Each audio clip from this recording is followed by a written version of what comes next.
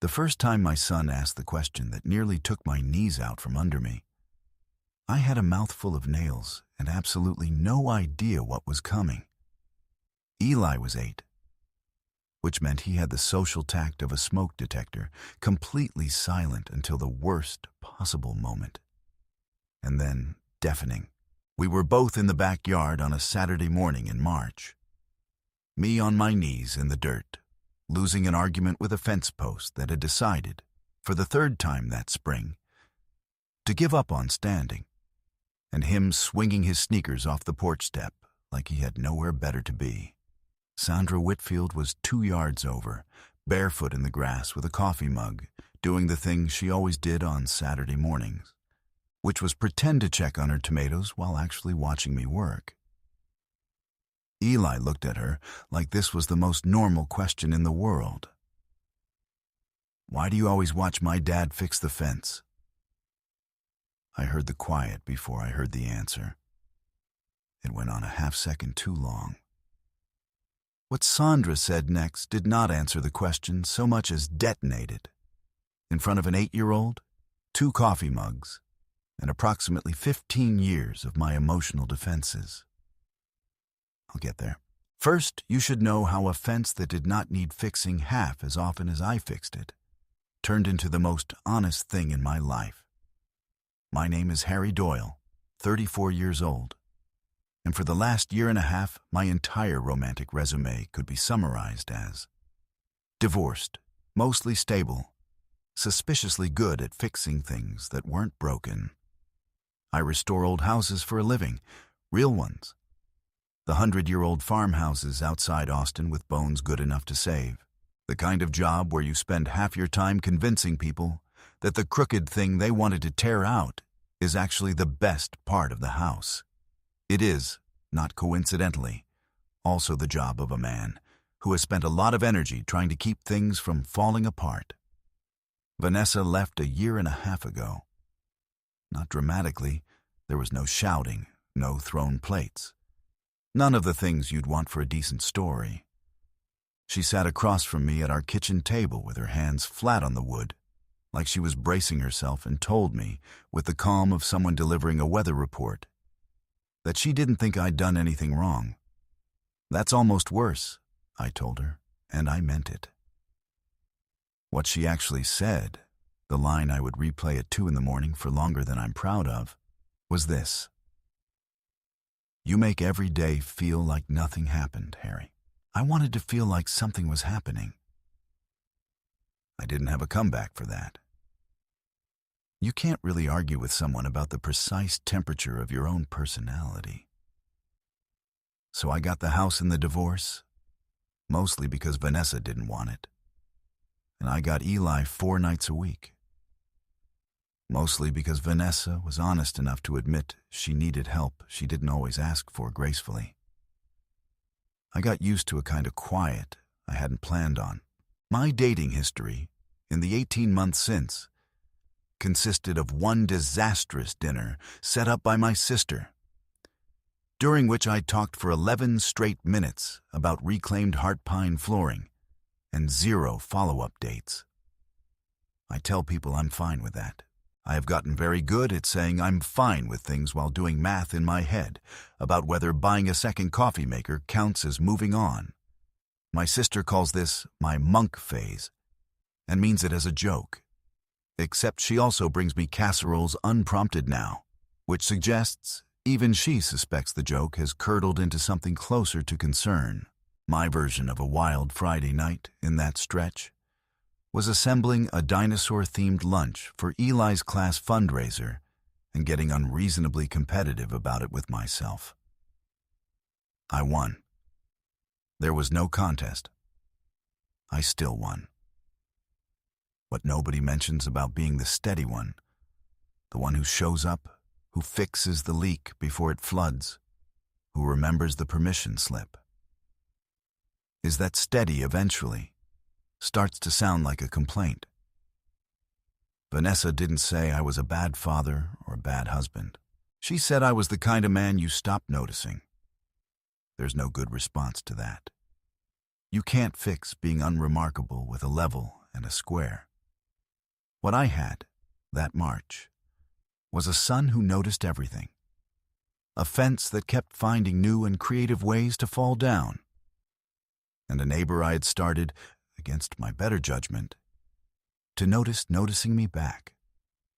Sandra Whitfield moved in 2 years ago, into the house on the other side of our shared fence, 3 months after her husband Tom died.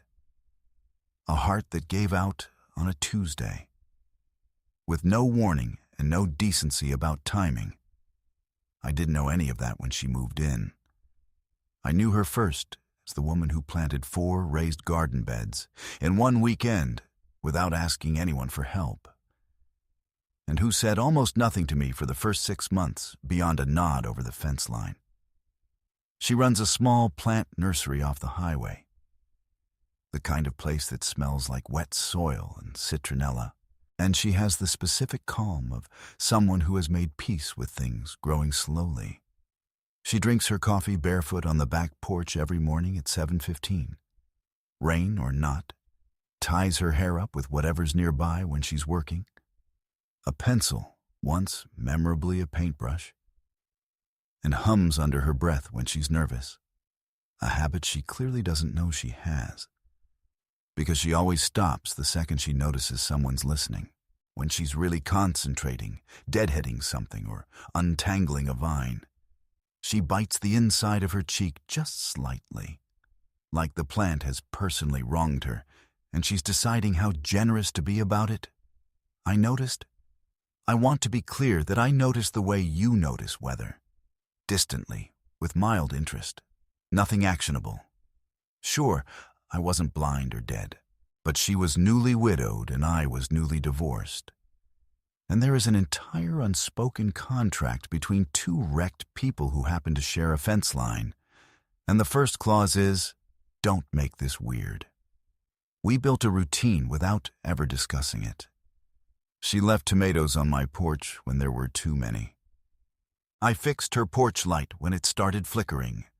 Then her gate hinge, then, eventually, suspiciously regularly, the fence, which had one stubborn post on her side that I could have replaced permanently in an afternoon, and somehow never quite did.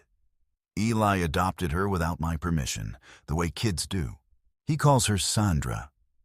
No, Miss. Because she told him Miss made her feel like a substitute teacher, and he believed her instantly, the way he believes everything she says, because she has never once talked to him like he was an inconvenience to get past on the way to talking to an adult. She asked him, the first week, what his favorite tree was. Not his favorite color, his favorite tree. He said the lemon tree at his mom's, the dead one nobody waters. And Sandra said, completely seriously, that dead lemon trees deserved a funeral. And they held one, with a popsicle stick cross and a verse he made up on the spot about lemonade in heaven. And Eli came home looking lighter than he had in months. That's the moment, if I'm being honest with myself in a way I generally avoid, that I stopped thinking of her as the neighbor, and started thinking of her as something I didn't have a tidy word for yet. I never said any of that out loud. We had an arrangement, even if neither of us had named it. Friendly, careful, useful to each other, and absolutely nothing more. Because nothing more was complicated in ways neither of us had signed up for. She'd buried a husband. I had a kid who'd already lost the version of his family he was promised. Whatever this was, it came with rules, even unspoken ones. There was a night, maybe 4 months in, when the unspoken contract nearly broke on its own. I'd gone over with a casserole dish to return, found her sitting on her back steps in the dark with a glass of wine and Tom's old jacket draped over her knees like a blanket. And she looked up at me with an expression I didn't have a name for yet. Somewhere between grief and something else trying to surface around the edges of it. I sat down beside her without being asked. We didn't say much. At one point her head tipped just slightly toward my shoulder and stopped an inch short. like she'd caught herself mid-decision. And I pretended not to notice, because noticing would have meant admitting I'd wanted her to keep going. I just hadn't counted on the fence agreeing to keep breaking exactly often enough to keep testing them. The actual storm came in late February, 3 weeks before the conversation that started this whole story. And it took out 4 fence posts in one night, snapped clean at the base, plus half of Sandra's tomato cages and a chunk of my gutter for good measure. I'd been awake for most of it, lying in the dark, listening to the wind throw something heavy against the side of the house. And at midnight, my phone lit up with a text from Sandra that just said, "You up?" followed 30 seconds later. Bye. This is not me being weird. I just don't love being alone in a storm since Tom. I told her I was up. I told her the porch light worked fine if she wanted to sit under it instead of inside, and she did on her side, and I did on mine. And we sat 15 feet apart in a thunderstorm at 1 a.m, not saying much of anything, which was somehow more intimate than most conversations I'd had in the 18 months since my marriage ended. I was out there at 7 the next morning, assessing the damage, when she came out in a flannel shirt clearly meant for someone taller. Tom's, probably, though I didn't ask, and surveyed the wreckage with her hands on her hips. "Well," she said, "that's structurally insulting. It's a fence, not an architect. I'm allowed to take it personally. It's my tomato's only line of defense against your son's dog-sitting business." Eli had, in fact, started an unauthorized dog-sitting business out of our backyard 2 months prior. And the fence had been doing quietly heroic work containing one specific golden retriever named Biscuit, who treated tomato plants as a personal challenge. I told her I'd fix it that weekend. She told me I didn't have to. I told her I knew I didn't have to, which was, in retrospect, the first time either of us said something true out loud without immediately covering it with a joke. It took longer than a weekend. It took most of March because, and I want to be honest about my own behavior here, even though it embarrasses me, I kept finding additional things wrong with a fence that, structurally, did not need 3 additional weekends of attention. I replaced boards that had 10 good years left in them. I leveled posts that were already level. I told myself this was thoroughness. It was not thoroughness. It was the closest thing I had to an excuse to be in my own backyard at the exact hour she happened to be in hers.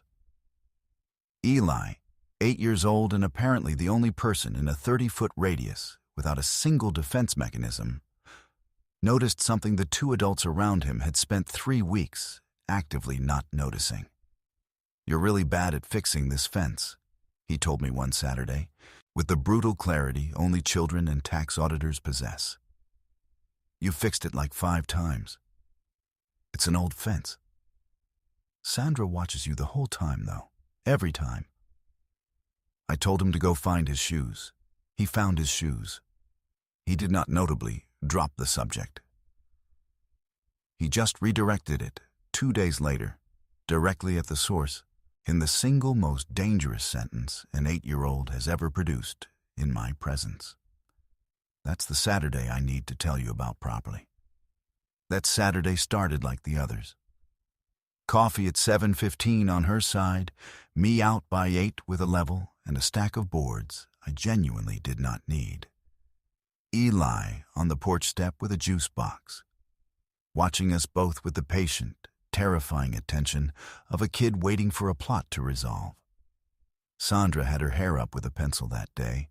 Sleeves of Tom's old flannel rolled past her elbows, and she was deadheading something in the bed nearest the fence, close enough that I could catch the clean, green smell of crushed tomato leaves every time she moved. It was the kind of early spring morning Texas only allows for about 3 weeks a year. Warm enough for bare feet, cool enough that the coffee actually mattered. The kind of light that made everything, even a half-rotten fence, look like it was trying its best.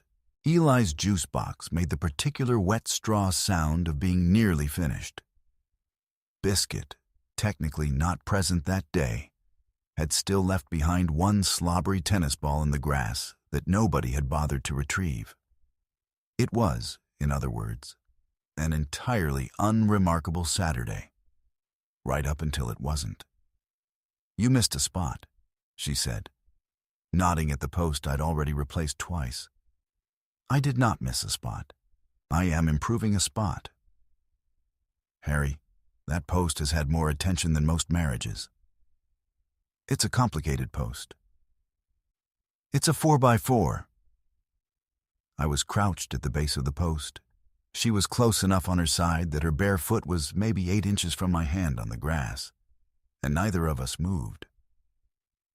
The way you don't move when moving would mean admitting you'd noticed the distance in the first place. That's when Eli, who had been quiet long enough that I'd stupidly assumed he was distracted, set down his juice box and asked her, plain as anything, "Why do you always watch my dad fix the fence?" I went very still. Sandra went stiller. The pencil in her hair seemed suddenly like the most important object in Texas. She could have said anything.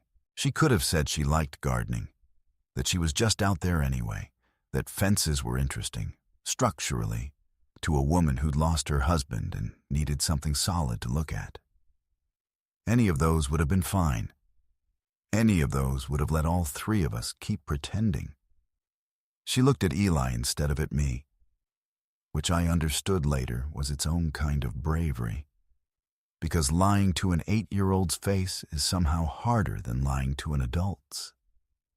"Because," she said, "your dad is the only thing in this yard that stood up to every single thing that's tried to knock it down. I find that worth watching." Eli considered this with the seriousness of a man reviewing a contract. "That's not about the fence." "No," Sandra agreed. "It's not." He nodded once, satisfied. The way kids are satisfied by honesty, even when they don't fully understand what it cost.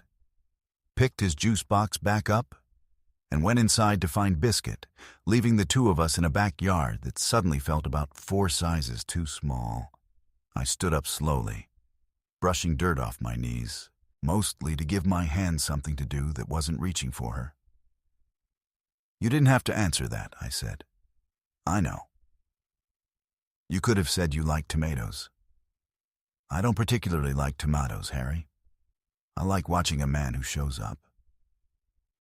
Her voice had gone quieter, the performance gone out of it. 3 weeks of unnecessary fence repair is a lot of showing up. "It's a structurally sound fence now," I said, which was true, and also the single least relevant thing I could have said in that moment. She almost laughed. I watched it start at the corner of her mouth before she caught it, and stepped closer, near enough that I could see the dirt under her thumbnail, and the place where her flannel sleeve had slipped to show the thin white scar on her wrist she'd never explained and I'd never asked about. "We had rules," she said, and I understood she meant it as a question. "We did. I think I've been breaking mine since the second post. I should tell you what I was thinking, because the joke would be easier. Something about structural integrity, about load-bearing feelings, the kind of line I usually reach for when a moment gets too honest to survive without armor. I didn't reach for it. For maybe the first time in 18 months, I let a real moment stay real, instead of converting it into something safer. "This can't confuse him," I said instead, nodding toward the house, toward where Eli had disappeared. "Whatever this is, if it's anything, it cannot be a thing that confuses Eli." "I know that," she said immediately. No hesitation, which told me she'd already thought about it more than I had. "I buried a husband 2 years ago in front of half this neighborhood, Harry. I'm not interested in being careless with anyone's kid. especially not his. Okay. Okay isn't an answer. No, I agreed. It's a start. Her thumb found my hand then. Not dramatic, not a grab. Just the careful, deliberate brush of her thumb across my knuckles, like she was checking whether the wood was dry before she leaned her full weight on it. My whole hand went warm in a way that had nothing to do with March in Texas. I liked you before any of this, she said. Before the fence gave me an excuse. I want you to know that, in case I never say it again as clearly. I had approximately 4 jokes lined up and ready to deploy. I used none of them. I looked at her mouth. Quick, barely there, the kind of glance you tell yourself doesn't count. And it ruined me a little, the way looking at something you've decided not to have always does. Sandra. The screen door banged. Eli reappeared on the porch, holding Biscuit's leash like a hostage negotiator, completely oblivious to what he'd just interrupted for the second time in 10 minutes. Can Biscuit's owner pick him up at 5? Her mom said 5, but Biscuit hates 5. Sandra stepped back, smooth as anything, the distance between us snapping back into its old, careful shape like a rubber band. 5's fine, she called, and then, quieter just to me. We're not finished. No, I said, we're really not. I want to tell you we kissed right there. We didn't. I drove Biscuit's owner's confusion-inducing 5 o'clock pickup, made dinner, gave Eli a bath, read him half a chapter of a book about a dragon with anxiety, and lay awake until 11, replaying 8 inches of distance between a bare foot and my hand, like it was the most important measurement I'd ever taken. For the next 4 days, we orbited each other with the specific paranoia of 2 people who'd said too much and resolved nothing.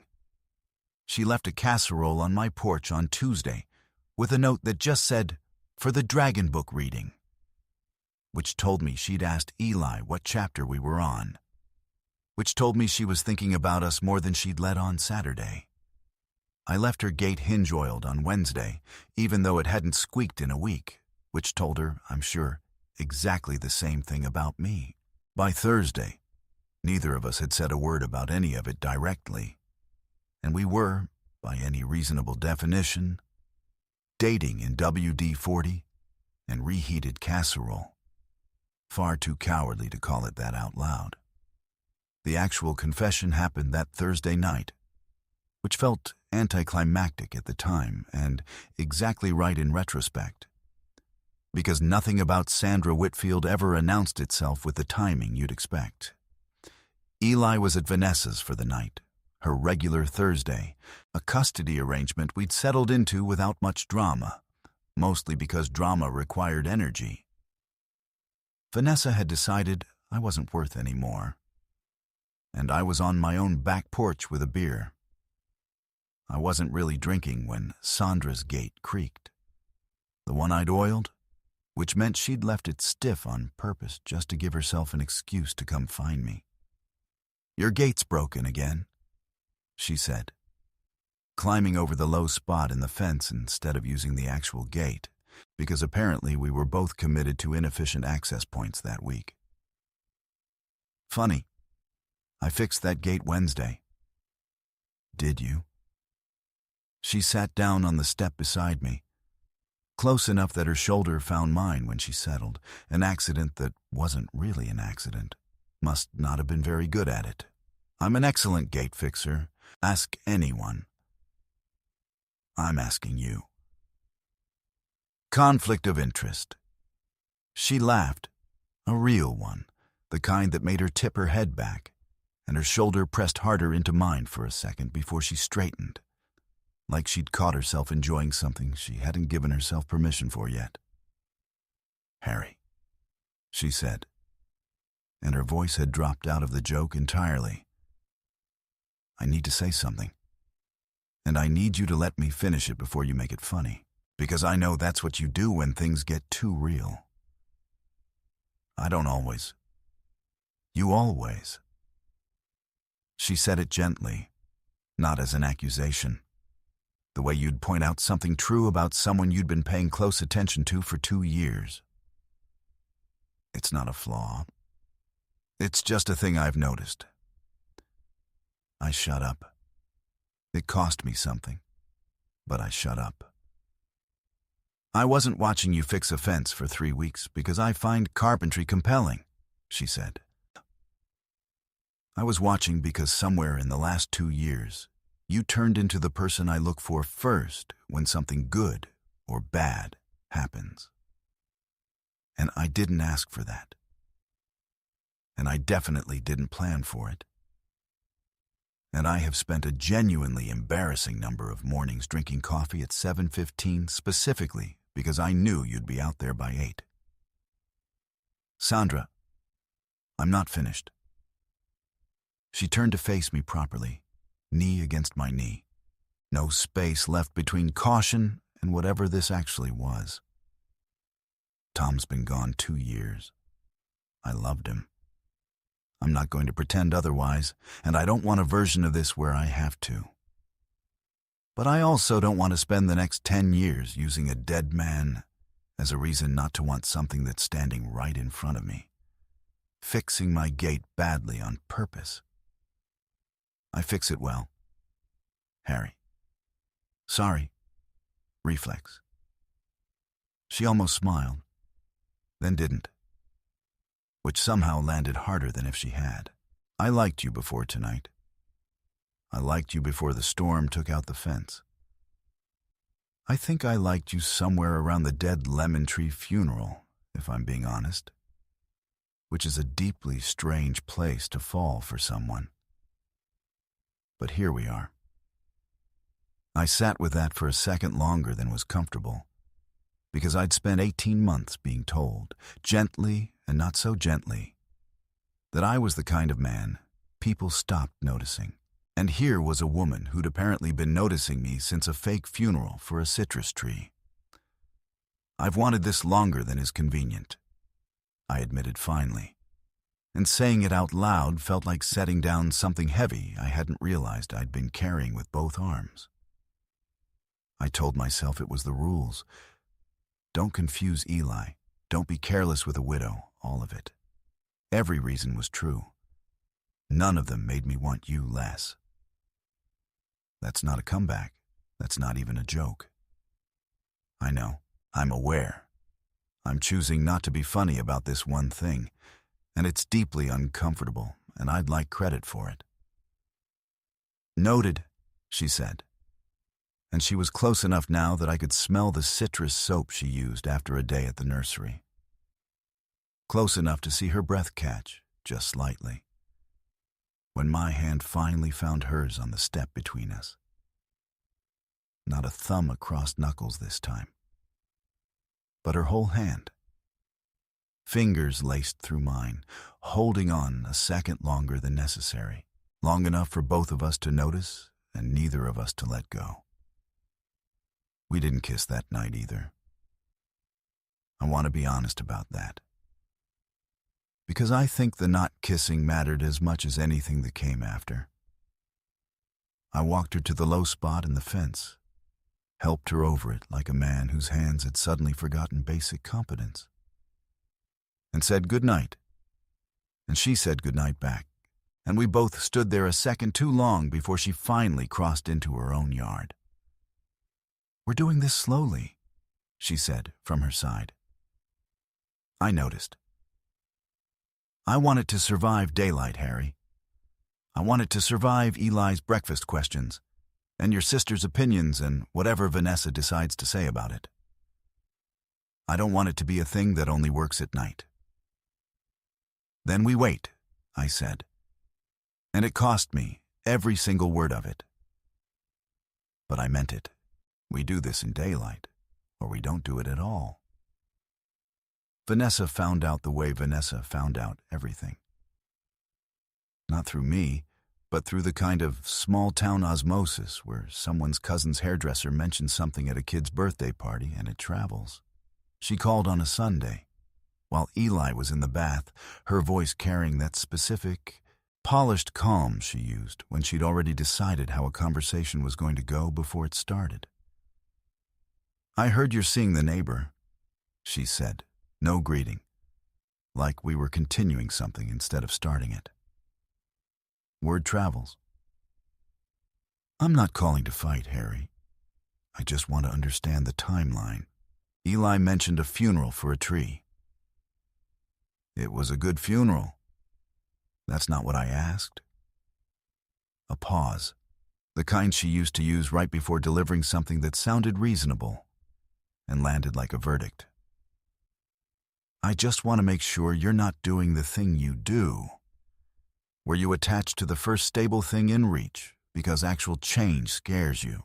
Eli doesn't need another routine he gets used to and then loses." I felt the old, familiar pull to apologize for something I hadn't done yet. The same pull that had cost me 18 months of believing her version of who I was. I didn't take it this time. "That's an interesting read," I said, "from the person who left because routine wasn't exciting enough. You're worried I've found someone who likes exactly the thing you didn't." The silence on her end went on a beat too long, which told me I'd landed somewhere true. "I just don't want Eli hurt," she said finally, and to her credit, I believed that part. Vanessa's cruelty was never about Eli. It was specific and aimed, and almost always aimed at me alone, delivered in the same calm, reasonable voice, no matter how sharp the thing underneath it actually was. "Neither do I said, "which is exactly why I'm not rushing this. You don't have to manage it from a phone call, Vanessa. I've got it. I'm not trying to manage anything. You called specifically to ask about the timeline of a tree funeral. You're managing something." She didn't have a response to that, which was, in 18 months, the first time I could remember winning a single exchange with her without it costing me something afterward. I sat with the phone in my hand for a long minute after she hung up, turning her old line over the way I always did. "You make every day feel like nothing happened." And for the first time, it didn't land the way it used to. It sat next to what Sandra had said on the porch step, about the only thing in the yard still standing, and the two sentences simply refused to describe the same man. I told Sandra about the call that night, sitting on the same step, and she listened without interrupting, which I was starting to understand was its own kind of gift. "She's not wrong to worry about Eli," Sandra said when I finished. "But she's using him to ask a different question. She wants to know if you've actually changed, or if you've just found someone new to be steady for. Which is it?" "I don't know yet," she said, honestly, no softening. "But I'd like to find out slowly, with daylight involved, like we said. I'm not interested in being the answer to a question about her.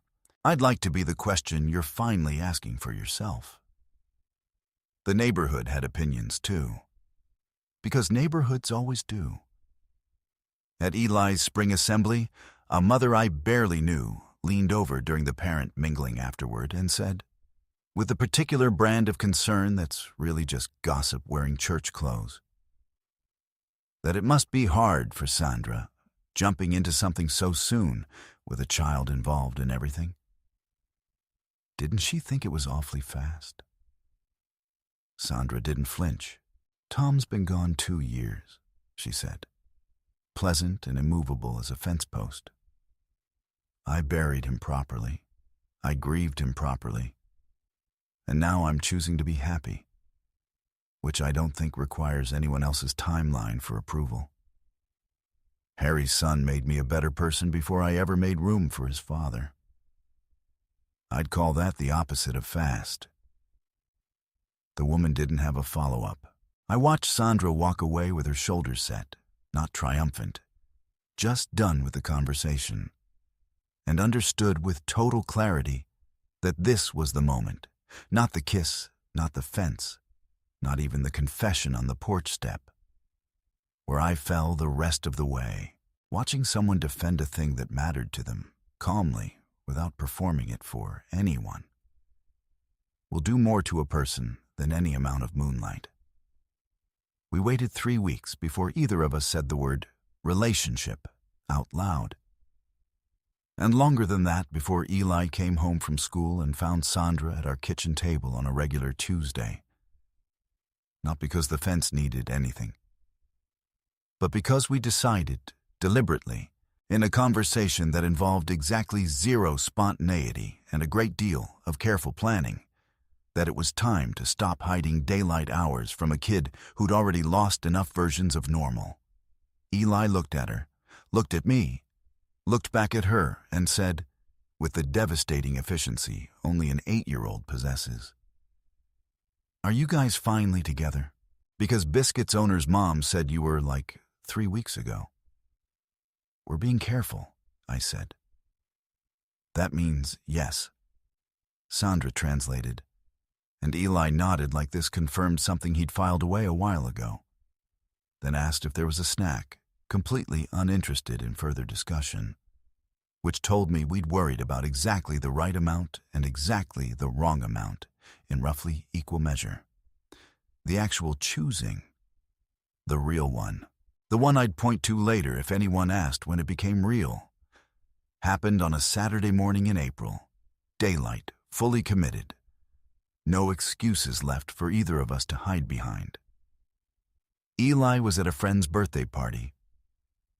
The fence, for the first time in 2 months, did not need a single thing done to it. There was no reason for either of us to be in that backyard, except the only reason that it ever actually mattered. She walked around the side of her house instead of using the low spot in the fence. Slow, deliberate, not seductive, not dramatic, just brave in the specific quiet way she did everything. And stopped close enough that I could see the morning light catch the gray in her eyes she usually kept turned away from direct sun. "Daylight," she said. Like we agreed. Like we agreed. "I'm not waiting for an excuse anymore, Harry. I don't need a broken post. I don't need Eli to ask the question for me. I'm just choosing this on purpose, with nothing forcing my hand." "Good," I said. "Because I'm out of fence boards. I'd have had to start on the gutters." "Don't," she warned. But she was smiling. The real one. The one that started at the corner of her mouth before it took over completely. I kissed her first, finally, after 2 months of thumb against knuckle, and held hands a second too long. And every excuse a man can invent to avoid doing the one honest thing in front of him.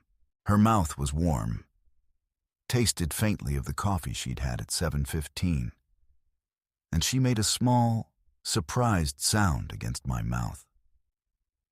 Like even she hadn't quite believed it would happen in broad daylight on an ordinary Saturday with nothing dramatic forcing it. Her hand found the front of my shirt and held on, not pulling, just anchoring, like she needed proof I was actually there and not another thing she'd have to grieve. When we finally pulled back, she pressed her forehead to mine for a second, breathing like she'd been holding it the entire 2 months. "That survived daylight," she said. "Confirmed," I said. "Want to test it again, for science?" "You're ruining the moment." "I'm enhancing the moment."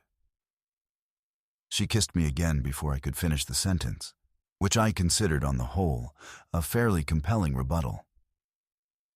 8 months later, on a Sunday in December cold enough for Texas to pretend it had seasons, Sandra's coffee mug had migrated permanently to my kitchen cabinet, the one above the stove, and she still drank it barefoot on the back porch at 7:15, Except now, I was usually out there with her in a sweatshirt, doing significantly less staring and significantly more just being present.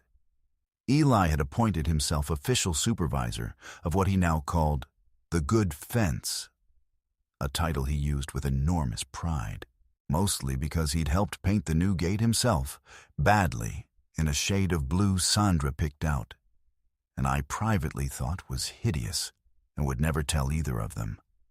The dead lemon tree had a living replacement now, planted at the seam where our 2 yards met, half on each side, deliberately, because Sandra said property lines were a poor excuse for keeping good things separated. And Eli had named it Lemon Tree 2, with a complete absence of imagination that made both of us laugh every single time he used the name with total sincerity. Vanessa, for what it's worth, had gone quiet on the subject entirely, not from any apology, but from the simple erosion of having nothing left to manage. She picked Eli up on Thursdays. She asked, eventually, careful and almost human about it, whether Sandra was good to him. And when I said yes, she didn't argue, which from Vanessa counted as a kind of peace treaty. I proposed in March, a year almost to the day from the storm that took out 4 fence posts and started all of it. Though I'd like to say I planned the timing, and I did not. I simply couldn't wait any longer once I'd decided, and decision with Sandra had stopped being a thing I dragged out. I did it at the fence line, by the lemon tree, no audience but Biscuit, who Eli's dog-sitting business had essentially adopted by then, and Sandra said yes before I'd finished the sentence, which she later claimed was efficiency, and I maintain was just her. Finally, done waiting too. We got married in October, in our shared backyard, half on Sandra's side and half on mine, because nobody could agree which lawn was prettier, and it turned out not to matter at all once both lawns belonged to the same family. Eli walked her down the aisle, refused a tie, wore his favorite dinosaur sneakers under a rented suit. And when the officiant asked if anyone objected, he raised his hand just to ask if there'd be cake, which got the only laugh of the ceremony that mattered to me. I'd written and rewritten my vows for 2 weeks, trying to find a sentence that didn't sound like every other groom's. And in the end, the only line I kept was the simplest one. You are not the easy thing I learned to want. You're the thing I had to get brave enough to deserve. Sandra didn't read hers off a card at all. She just looked at me, then at Eli standing beside her in his dinosaur sneakers, and said the whole thing came down to one sentence. You can stay. Both of you. For good. It was the simplest vow I'd ever heard, and somehow the only one that mattered. That December, our first as something other than neighbors, Eli decided unilaterally that Sandra needed to learn the family Christmas tradition of arguing about whether the tree was lopsided, and conducted the entire debate himself, switching sides twice for what he claimed were structural reasons. Sandra hung an ornament Tom had given her years ago next to one Eli made out of a popsicle stick and glitter glue, side by side on the same branch, without comment, like it was simply where it belonged. I didn't say anything either. Some things don't need a line of dialogue. Some things just need room on the same branch. Years later, when people ask how we started, I tell them the truth, the absurd, undignified truth. An 8-year-old asked an honest question, and an adult was brave enough to answer it. And the rest of us spent 2 months catching up to what he'd already figured out on a porch step with a juice box. The fence still stands, structurally sound, exactly as advertised, finally requiring nothing at all from me. I miss having a reason to fix it. I don't miss needing one. The line we drew that spring. Don't confuse Ilse. Don't rush a woman who'd already buried one good man. Don't mistake convenience for love. Held exactly as long as it needed to, and not a day longer. I don't think either of us regrets a single slow week of it. Eli, for the record, takes full credit for fixing us and refuses any framing where he was simply an 8-year-old in the right place with no filter. I've stopped arguing the point. He's not wrong. I think about that Saturday more than I probably should. The version of it where Eli doesn't ask. Where Sandra and I keep orbiting each other in casseroles and oiled gates for another 6 months. Scared of exactly the same thing, for exactly the same reasons. I wonder sometimes what would have happened if I'd let myself reach for a joke instead of an answer when she finally said she'd been watching me for reasons that had nothing to do with fences. What would you have done if an 8-year-old asked the question you'd spent months too afraid to ask yourself? And have you ever had someone see the version of you that the wrong person made you ashamed of? The quiet one, the steady one, the one who shows up, and watch them call it exactly what it always was. The rarest thing in the room? Tell me your story in the comments. I'd really like to hear it.